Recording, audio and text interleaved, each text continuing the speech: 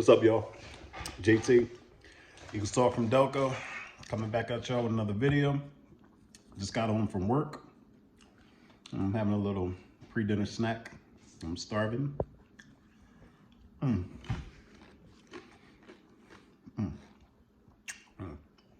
Store-made salsa. It's the best, y'all. They get all that chunky stuff in the jar. Store-made salsa. But anyway, I wanted to talk about the Cowboy fans who are still, as Mark Holmes likes to say, butthurt about the loss to the Eagles. But yet they say, oh, they're not mad that this was a good loss and, you know, they didn't have Dak and the Eagles did this and did that. But I just find it very funny how Cowboys talk about how they're not upset about the loss, but the more and more they talk, they repeat the same exact things over and over again when trying to convince themselves that they're not angry about what happened on Sunday night. I watched a video last night. I came across some YouTuber, Dallas content creator. Guys, I'm sorry. Just starving, but he calls himself Foots the King, I think it is. And I actually sat there and watched this video. I think it was like damn near an hour long. And, you know, he just, prime example, just, so I think the Cowboys have a better roster and things are going to come together. Just wait till we play on the second game when Dak comes back. You know, and just kept saying it over and over again all throughout the video. Like, I just had to laugh. And Dak Prescott, let me tell y'all something. You know, a little bit, actually, you know, I'm going to, a little disclaimer here. I'm going to admit that I'm actually changing my tune about, you know, how you feel about this Dallas Cowboys defense. I mean, this Dallas Cowboys team in general. I said that the Eagles had to prove to me that they could beat the Cowboys because of the way they handled us and that Dak was 7-3. But we forgot one important aspect. And as a matter of fact, you know, the great offseason we had, you know, with the draft, the Cowboys added to our great offseason. And I'm pretty sure, Eagles Nation, y'all know where I'm going with this. What I call now dumb trade of Amari Cooper. We know the Philadelphia Eagles could not stop Amari Cooper, no matter what we did. We couldn't contain him, couldn't neutralize him. It seemed like when Amari Cooper got on the field against the Eagles, he was guaranteed 150 yards and at least 2 touchdowns. And I want y'all to think back to the 2018 season when Dallas was shitting themselves. I'm sorry, I don't even like to curse like that. When Dallas was playing like garbage, Dak looked like trash. Then they go out and make the mid-season trade for Amari Cooper.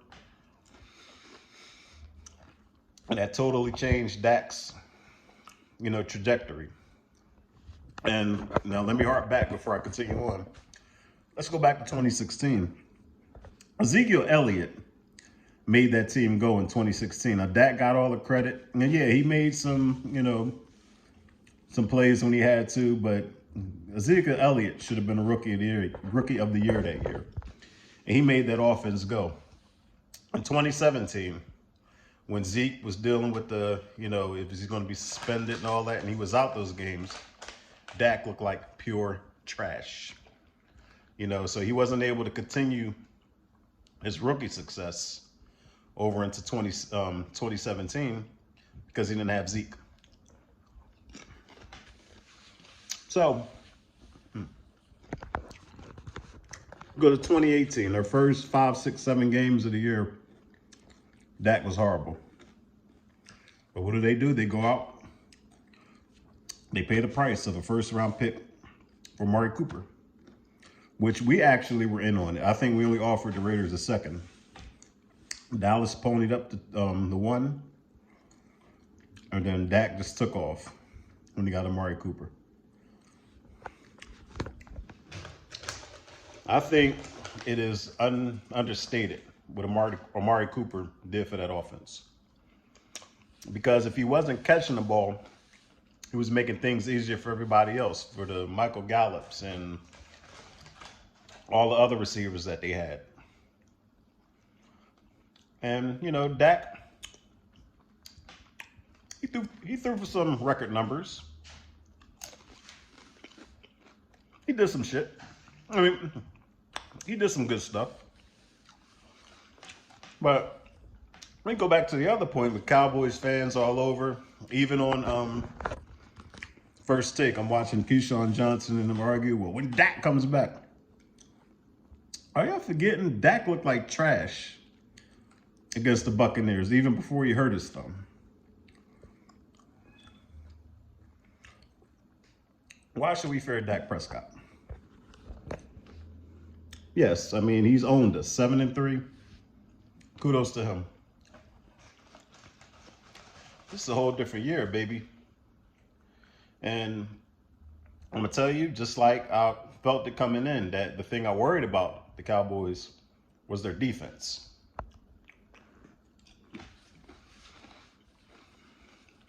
I didn't know the defense was going to be this good.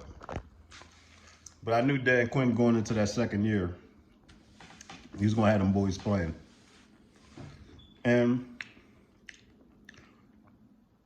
I give them credit, how they stifled, you know, our offense at times, you know, which is really a whole nother discussion. I'm going to make a whole nother video on our offense and things I would like to see change or be more of, but that's it. I'm not worried about Dak Prescott. I don't care if Dak Prescott comes back. And there's people like Mark Holmes. Yes, Mr. Holmes, if you happen to see this video, I do watch your channel because, first of all, I'm entertained. And second of all, Eagles fans own a piece of you, Mark Holmes. Whether you want to admit it or not, he owns a piece of you. As much as you talk about the Eagles, every other video. But it's nothing personal, Mr. Mark Holmes. I love it. I love it. I do think you know football. So, but anyway. Oh, he's talking about how, you know, no team really ever goes wire to wire. Well, Mark Holmes, let me hit you on a couple of things. The last 3 times, Eagles started 6-0, 7-1. We did go to wire. We did go wire to wire. Sorry, must be the spice. We did go wire to wire. First 2 times, we didn't finish the job. In 81, well, I was young anyway, so I wasn't paying all that much attention. In 2004 and 2017, we were the best in the league all the way from the beginning to the end. And we finally won it all. And it's like I said, you know, things do change, you know, during the season.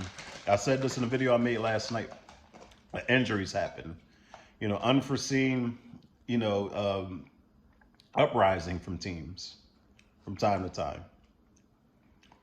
Now, in 2017, we've experienced injuries like more than any other team in 2017. But yet,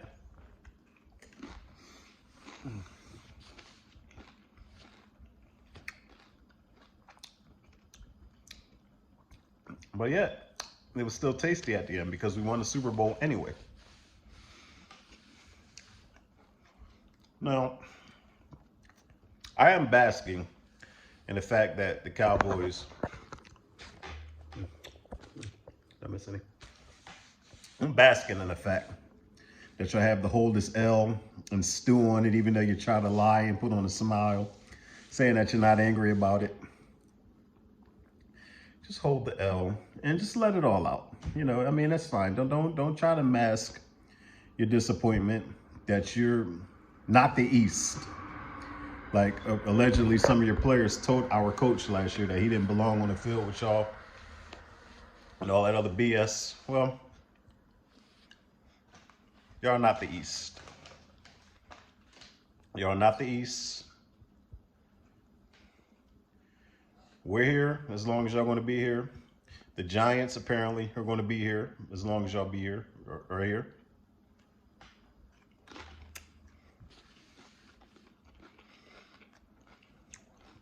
Washington, you know, listen, no disrespect to y'all. It's going to be a while. But anyway, this video was about the Cowboys fans. Like I said, don't let it go. Just hold on to it. Christmas Eve, you'll get your shot at redemption. And I'm pretty sure, you know, a lot of things are going to look different when that game gets here, as compared to how things are going now. The question is, how much different? And for all you Dakazoid Cowboy fans that think he's going to be your knight in shining armor, it is quite possible because he is a talented quarterback. You know, I ain't taking that away from him. But I will tell you this.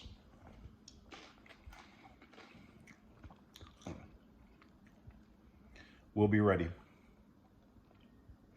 We will be ready for y'all on Christmas Eve. Mark my words. Now, I'm going to finish up this little bit of chips and salsa. Take my dusty ass,